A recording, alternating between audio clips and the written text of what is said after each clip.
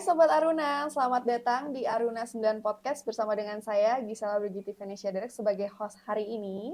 Di episode ketiga ini kita akan bahas dua hal penting yang gak boleh ketinggalan nih teman-teman dari sebuah program studi cukup modern, kolaborasi industri dan aksesibilitas kampus Universitas Esa Unggul. Nah, menurut Sobat-Sobat Aruna nih, gimana sih hubungan teknik elektro Universitas Esa Unggul dengan dunia industri? Seberapa terbuka dan mudah diaksesnya kampus ini untuk mahasiswa dari berbagai daerah. Dan tentunya hari ini kita akan bahas tuntas bersama dengan narasumber kita yang tentunya nggak kalah keren, yaitu Bapak Dr. Insinyur Pawenari, MPM IPU ASEAN Engineering dari Fakultas Teknik Universitas Esa Unggul. Halo Bapak, selamat Halo, siang. Gimana kabarnya Pak? alhamdulillah. Baik, Bapak udah siap buat kita ngobrol-ngobrol nih Pak? Oh siap. Luar biasa. Mungkin berarti Buat Esa Unggul apa yang nggak siap? iya, jelas dong Pak. Kita harus siap untuk Oke. membahas semuanya, apalagi buat sobat-sobat Aruna nih yang bakal nonton podcast kita kali ini. Nah Bapak, saya mau bertanya nih, mungkin Bapak boleh sedikit ceritain kira-kira industri atau institusi mana saja sih yang sudah bekerja sama dengan Prodi Teknik Elektro Universitas Esa Unggul sejauh ini? Ya, baik. Ya, makasih. Mbak siapa tadi? Gisel. Pak Gisel ya. Mbak Gisel, alhamdulillah ya. Mbak Gisel dari Ambon ya. Iya. Wah, luar biasa. Esa Unggul ya.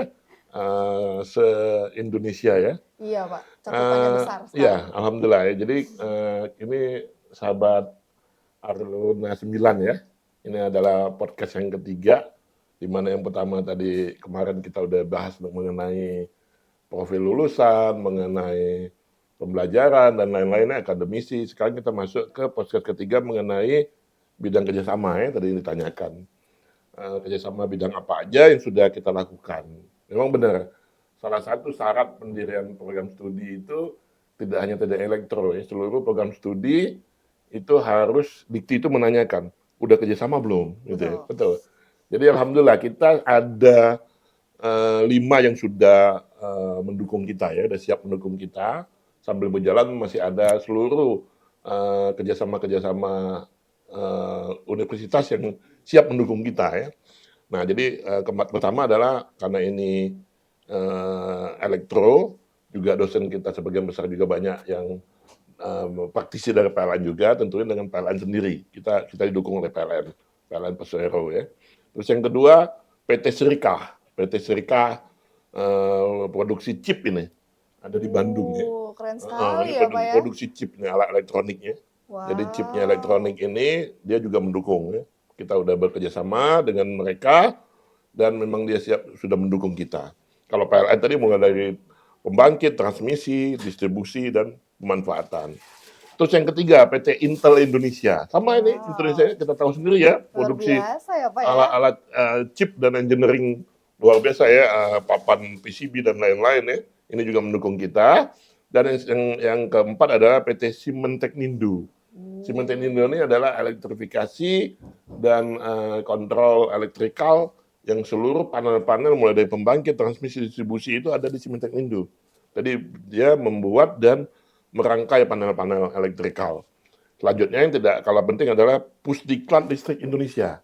Ini lembaga training center untuk pemberdayaan di Indonesia ini, pengembangan kemampuan skill karyawan, meningkatkan skill tentang electrical system.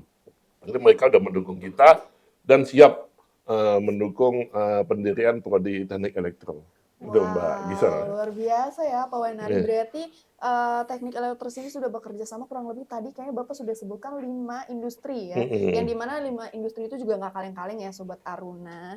Nah, untuk bentuk kolaborasi seperti apa sih Pak yang kira-kira kedepannya akan dijalankan? Apakah mahasiswa dapat pengalaman magang atau juga proyek bersama atau mungkin juga sertifikasi langsung dari industri mitra yang mungkin Bapak udah sebutin? Betul. Jadi kerjasama tersebut ya, kita dalam Dikti itu ada yang disebut MBKM ya, Merdeka Belajar Kampus Merdeka. Jadi kita bisa terapkan itu juga.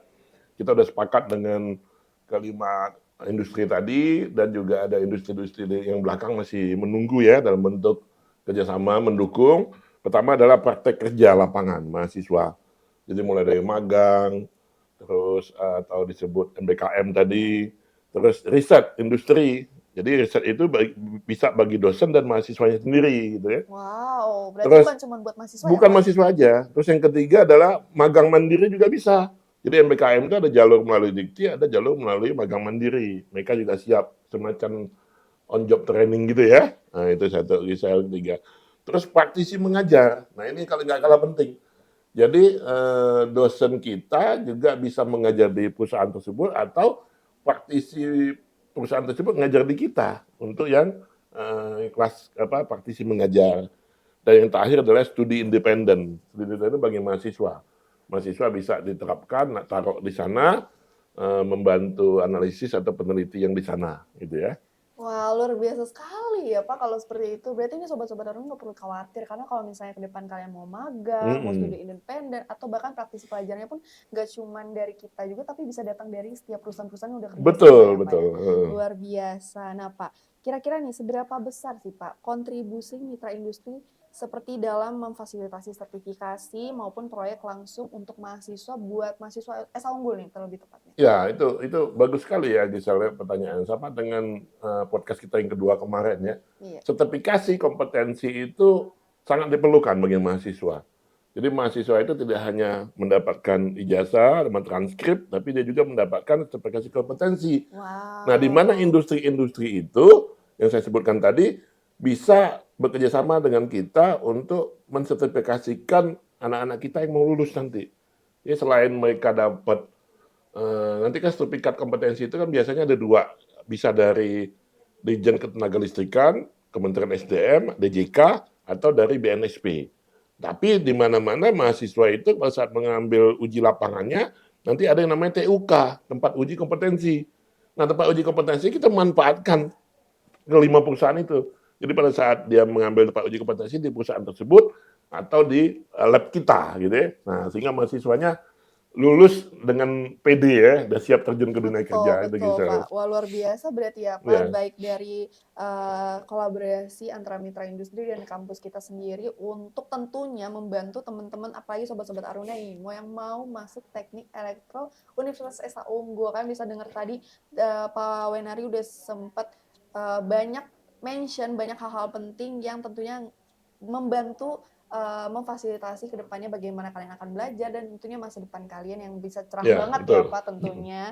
Nah Pak, Prodi Teknik Elektro dibuka ini kan kita ada 3 kampus ya Pak. Kampus Universitas Unggul kan ada di Jakarta, Bekasi, dan Tangerang.